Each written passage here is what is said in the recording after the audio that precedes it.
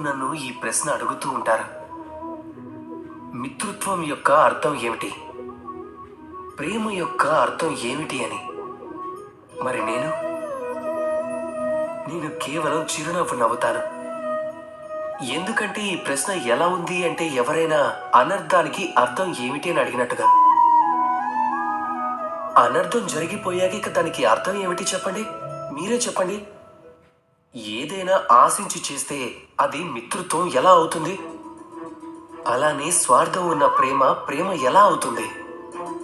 ఈ రెండు భావాలు ఎలాంటివంటే వీటి నుంచి మీరు ఏది ఆశించకూడదు.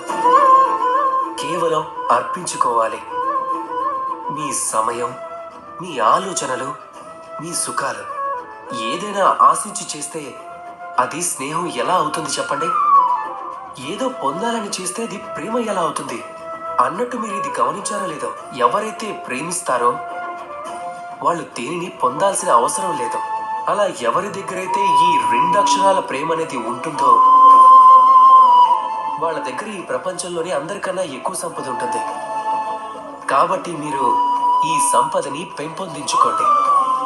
ఇక నాతో పాటు చెప్పండి, రాధా కృష్ణ.